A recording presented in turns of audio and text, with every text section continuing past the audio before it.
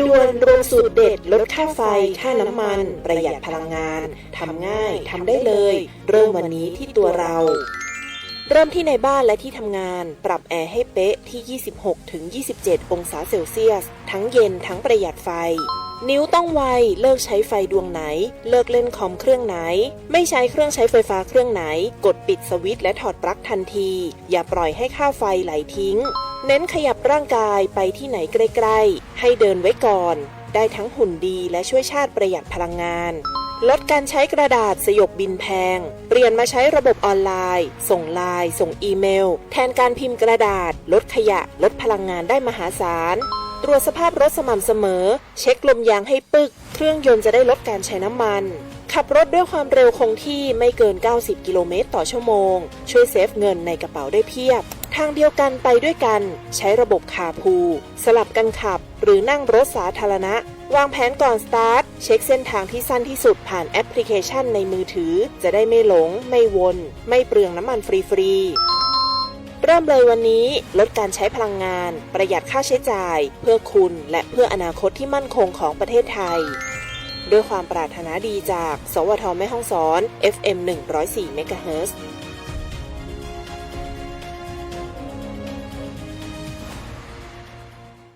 รวมมือมาประหยัดกันน้ำมันที่มีก็จะพอใช้ช่วยกันเพื่อประหยัดไฟ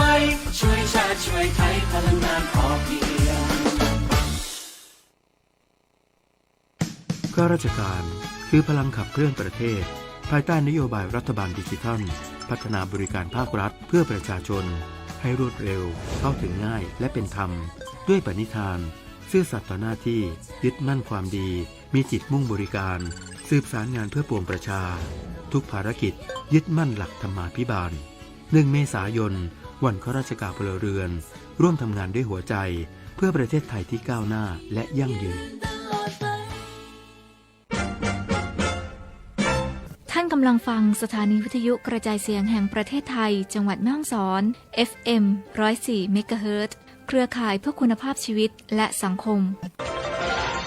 วิทยุแห่งประเทศไทยให้ความรู้คู่ความสุข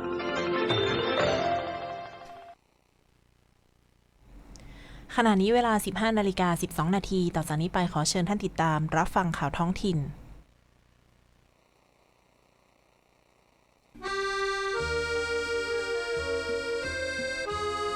คำว่าปรองดองคำว่าสามัคคีสำคัญมากต้องมาหาทางที่มารวมปรองดองกันได้แต่ว่าที่เป็นอย่างนี้คนสองคนความคิดไม่เหมือนกันมีไม่เหมือนมีให้เหมือนกันไม่ได้คนแต่ละคนมีความคิดต่างกันมีแนวชีวิตคนละอย่างได้เรียนรู้มาคนละอย่างได้มีประสบการณ์มาคนละอย่างแต่ว่าถ้า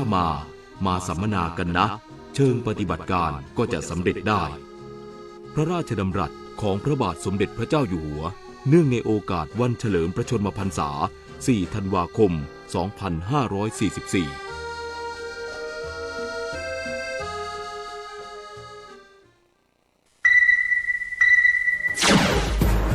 รวดเร็วทันเหตุการณ์ติดตามทุกข่าวสารรอบเมืองแม่ฮ่องสอนในรายการข่าวท้องถิ่นทุกวันทางสวท.แม่ฮ่องสอน FM 104 เมกะเฮิรตซ์สวัสดีค่ะท่านผู้ฟังขอต้อนรับเข้าสู่ข่าวท้องถิ่นประจำวันจันทร์ที่23เดือนมีนาคมพุทธศักราช2569หัวข้อข่าวที่น่าสนใจมีดังนี้ค่ะผู้ว่าราชการจังหวัดแม่ฮ่องสอนเปิดกิจกรรมสภากาแฟริมลำน้ำแม่ฮ่องสอนแลนด์มาร์คแห่งใหม่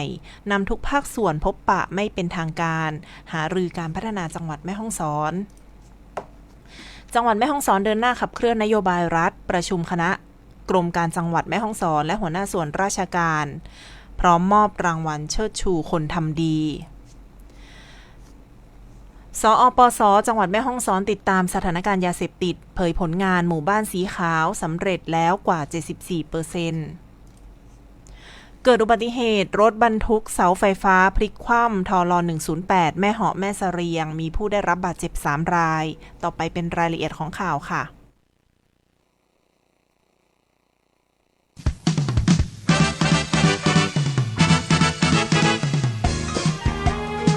ร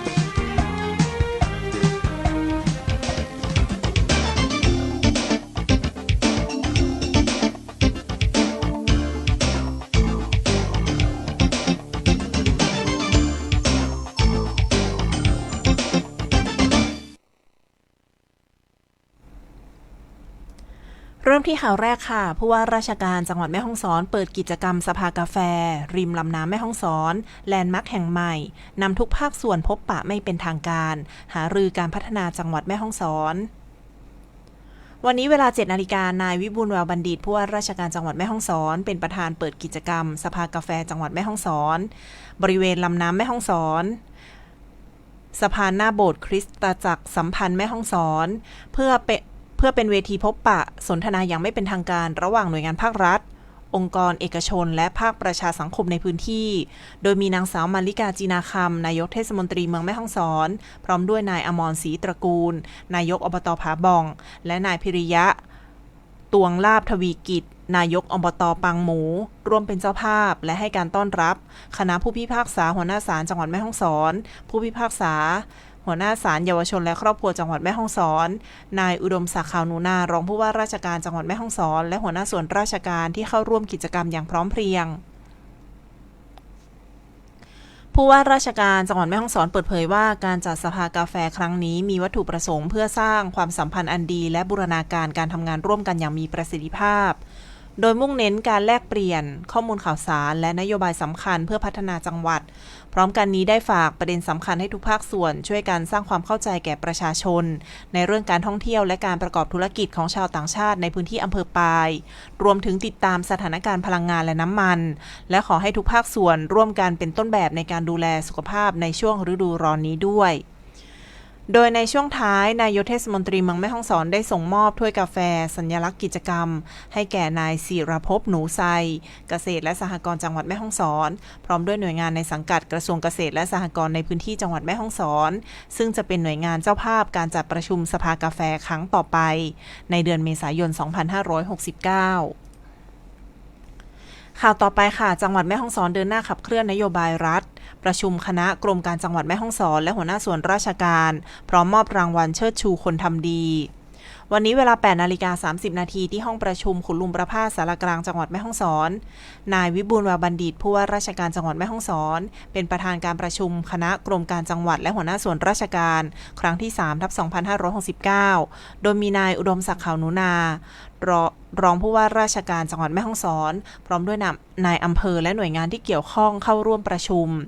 ก่อนเริ่มการประชุมผู้เข้าร่วมได้ยืนสงบนิ่งไว้อาลัยแด่สมเด็จพระนางเจ้าสิริกิติ์พระบรมราชินีนาถพระบรมราชชนนีพันปีหลวงเป็นเวลา93วินาทีเพื่อน้อมรำลึกถึงพระมหากรุณาธิคุณจากนั้นมีการแสดงธรรมเทศนาและเสริมสร้างคุณธรรมและจริยธรรมในการทำงานและการดำเนินชีวิตในการประชุมได้มีการมอบเกียรติบัตรแก่บุคคลและหน่วยงานที่สร้างคุณประโยชน์ให้แก่จังหวัดแม่ฮ่องสอนรวมถึงรางวัลด้านการใช้ภาษาไทยดีเด่นประจำปี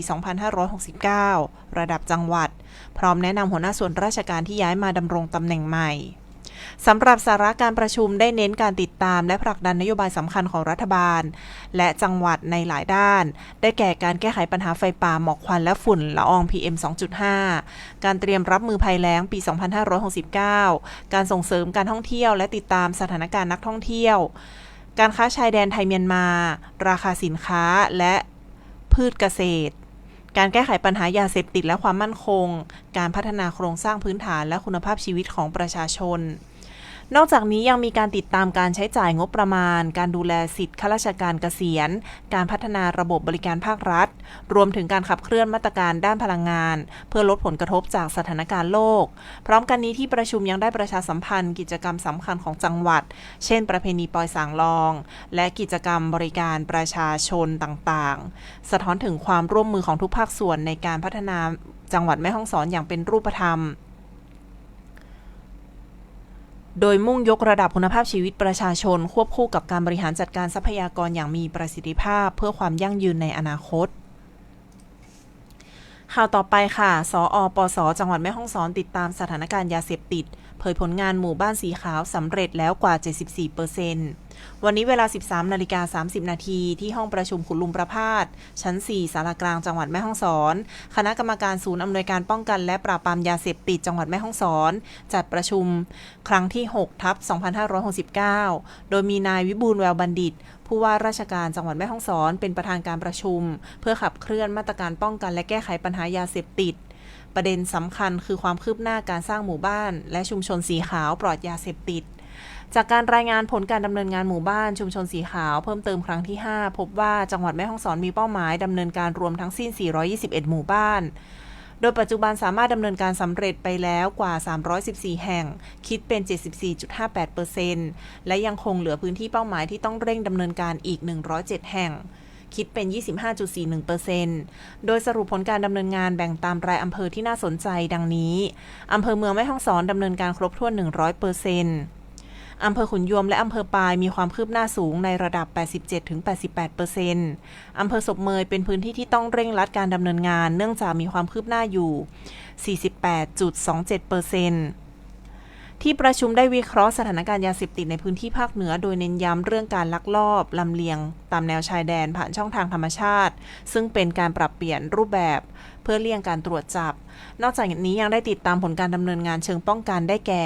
การปราบปรามการจับกุมคดีสำคัญและขยายผลทำลายเครือข่ายการป้องกันในเยาวชนรายงานผลโครงการประชุมเชิงปฏิบัติการเมื่อวันที่ 16-17 มีนาคมที่ผ่านมาที่จังหวัดเชียงใหม่เพื่อสร้างภูมิคุ้มกันให้กลุ่มเสี่ยงในอำเภอชายแดนและการบูรณาการเน้นความร่วมมือระหว่างฝ่ายปกครองตำรวจทหารและภาคสังคมเพื่อเฝ้าระวังพื้นที่เสี่ยงอย่างต่อเนื่องทางนี้ที่ประชุมกำชับให้ทุกภาคส่วนเร่งผลักดันหมู่บ้านที่เหลืออีก107แห่งให้เข้าสู่กระบวนการหมู่บ้านสีขาวโดยเร็วเพื่อสร้างความเข้มแข็งจากฐานรากและยกระดับคุณภาพชีวิตของประชาชนชาวแม่ฮ่องสอนอย่างยั่งยืนข่าวต่อไปค่ะเกิดอุบัติเหตุรถบรรทุกเสาไฟฟ้าพลิกคว่ำทล108แม่เหาะแม่เสรียงมีผู้ได้รับบาดเจ็บ3รายวันนี้เวลาประมาณ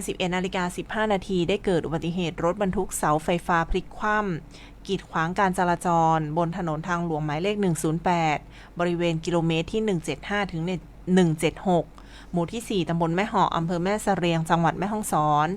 จากการตรวจสอบเบื้องต้นพบผู้ได้รับบาดเจ็บจำนวน3รายโดยได้นำส่งโรงพยาบาลแล้วจำนวน2รายส่วนผู้บาดเจ็บอีก1รายเจ้าหน้าที่และหน่วยงานที่เกี่ยวข้องอยู่ระหว่างการให้ความช่วยเหลือและดำเนินการในพื้นที่อย่างต่อเนื่องปัจจุบันถนนเส้นดังกล่าวยังไม่สามารถเปิดให้สัญจรได้ทางนี้หากมีความคืบหน้าจะแจ้งให้ทราบอีกครั้งอีกสักครู่ขอเชิญท่านติดตามรับฟังรายงานข่าวพยากรณ์อากาศจากสถานีอุตุนิยมวิทยาจังหวัดแม่ฮ่องสอนค่ะ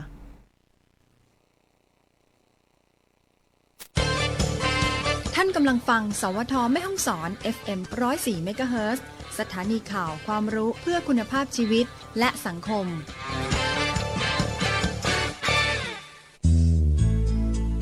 ติดตามรายงานสภาพอากาศได้ที่นี่เวลานี้ทุกวันจากสถานีอุตุนิยมวิทยาแม่ฮ่องสอน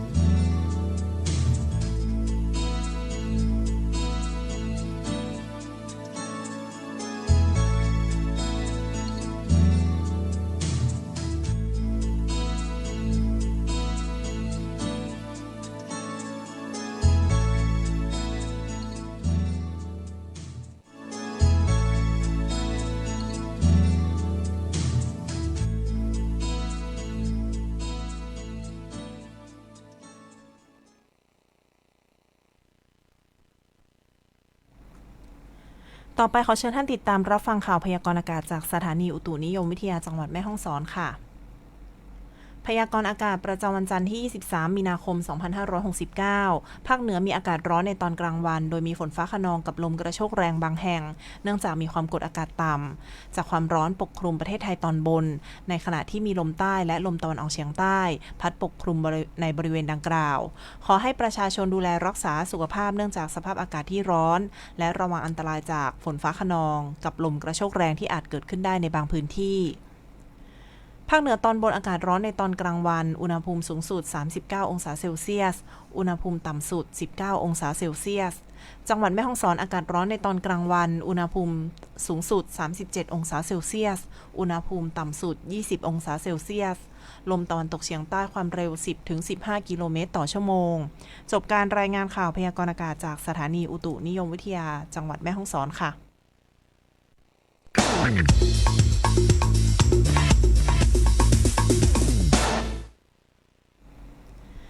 ปิดท้ายที่ข่าวบริการค่ะจังหวัดแม่ฮ่องสอนเตรียมตรวจเลือกทหารกองเกินประจำปี 2569 ระหว่างวันที่ 1-8 มีนาคมนี้ จังหวัดแม่ฮ่องสอนเตรียมการดำเนินการตรวจเลือกทหารกองเกินเข้ารับราชการทหารกองประจำการประจำปี 2569 ระหว่างวันที่ 1 ถึง 8 เมษายน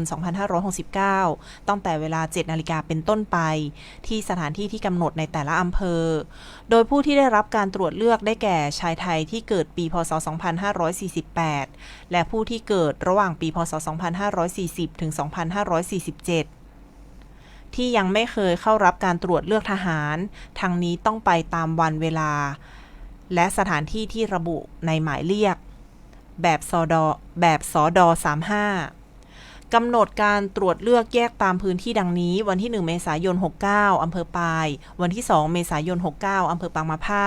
วันที่ 3 เมษายน 69 อำเภอเมืองแม่ฮ่องสอนวันที่ 4 เมษายน 69 อำเภอขุนยวมวันที่ 5 เมษายน 69 อำเภอแม่ลาน้อยวันที่ 7 เมษายน 69 อำเภอแม่สะเรียงและวันที่ 8 เมษายน 69 อำเภอศพเมยทั้งนี้ผู้เข้ารับการตรวจเลือกต้องเตรียมเอกสารสำคัญได้แก่บัตรประจำตัวประชาชนใบสำคัญหรือแบบสด9หมายเรียกเข้ารับราชการทหารแบบสด35และวุฒิการศึกษาตั้งแต่ม.6 หรือเทียบเท่าขึ้นไปหากผู้ใดไม่ไปเข้ารับการตรวจเลือกตามกำหนดหรือหลีกเลี่ยงจะมีความผิดตามกฎหมายและจะไม่ได้รับใบรับรองผลการตรวจเลือกแบบสด43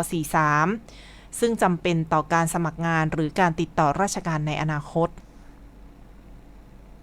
จบข่าวท้องถิ่นประจำวันที่ 23 เดือนมีนาคม พุทธศักราช 2569 ขวัญกมล ชื่นสนธิพันธ์อ่าน สวัสดีค่ะ ข่าวต่างๆที่นำเสนอไปแล้วสามารถค้นหาและดูรายละเอียดได้ที่ legendtree.prd.go.th/ แม่ฮ่องสอน